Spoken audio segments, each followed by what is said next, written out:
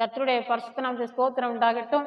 இந்த எல்ரோய் சேனலை பார்க்குறவங்க ஒவ்வொருத்தரையும் அருமையான சகோதரன் சகோதரிகள் பெரியவர்கள் அண்ணா அக்கா தங்கை தம்பி எல்லாரையும் நான் இயேசு கிறிஸ்துவின் நாமத்தினால வாழ்த்துறேன்.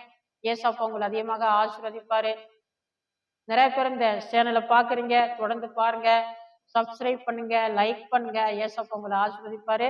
இதனால் ஆண்டவர் உங்களுக்காக தந்த வேத வசனம் நீதிமொழிகள் 20ஆம் அதிகாரம் 13வது வசனம் உங்க மத்தியில நான் வாசிக்கிறேன். தூக்கத்தை விரும்பாதே, விரும்பினா தரித்திரனாவாய். கண் விழித்திரு, அப்பொழுது ஆகாரத்தினா திருப்தி ஆவாய். பாருங்க, தூக்கத்தை விரும்பாதே, விரும்பினா தரித்திரனாவாய்.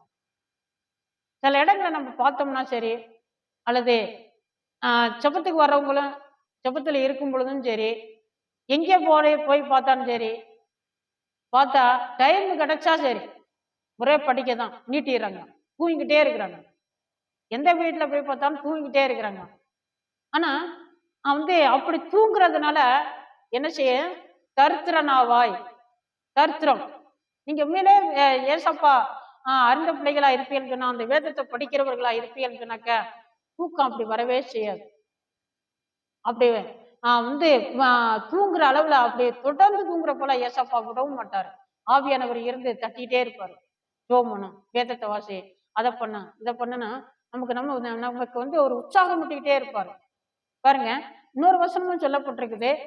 நான் தூங்கினேன், என்னுடைய இருதயம் விழிப்பா இருந்தது, விழித்திருந்தது அப்படின்லாம் வசனம் சொல்லப்பட்டிருக்குது. ஆண்டோட பிள்ளையில தூங்கினாலும் சரி, ஆனா தேவை பிரசனை சில வேளையில பார்த்தா நிரப்பிக்கிட்டே இருக்கும். நல்லா விழிப்பா இருக்கும், நல்லா வெளிச்சமா இருக்கும், தூக்கமே வராது, ஆனா படுத்துதான் இருப்போம். அப்படிலாம் சில வழியில ஆண்டவர் கிருபைகளை தர்றாரு.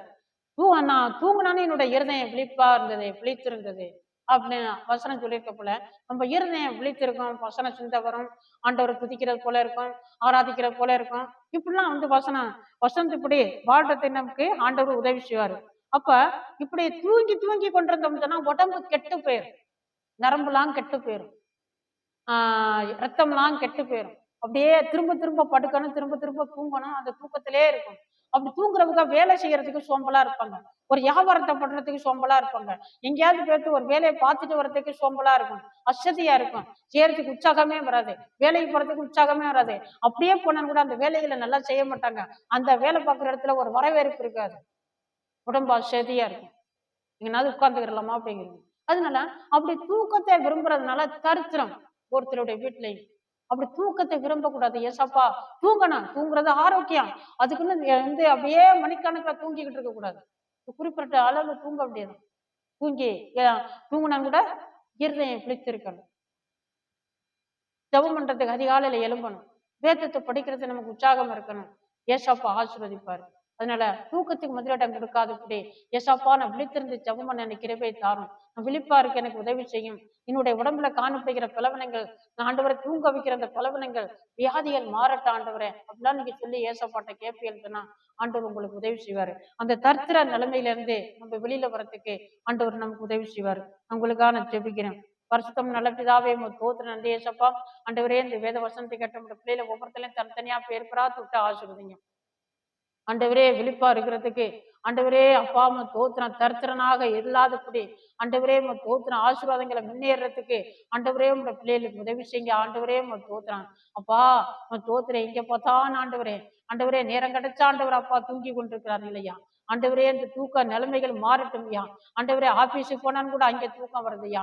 ஆண்டவரே தோத்திரம் வேலை பார்க்குற இடங்கள தூக்கம் வருது ஆண்டவரே. ஏசாப்பா தோத்திரம் வீட்டுல இருந்தாலும் தூக்கம் வருது ஆண்டவரே.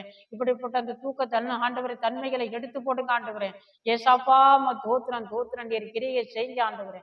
அப்பா உடைய கருத்துல ஒப்பு கொடுக்குறோம் ஆண்டவரே. இந்த நிகழ்ச்சியப்பா அந்த ஆண்டவரே அப்பா அந்த வார்த்தையில கேட்கிற ஒவ்வொருத்தரையும் ஆண்டவரே நீர் ஆசீர்வதியும். படிக்கிற பிள்ளைகள் ஆசீர்வதியும், பிறந்த நாளை சந்திக்கிற பிள்ளைகள் ஆசீர்வதியும், பெரியவர்கள் ஆசீர்வதியும், திருமண நாளை சந்திக்கிற ஒவ்வொருத்தரையும் தேவன் ஆசீர்வதிங்க.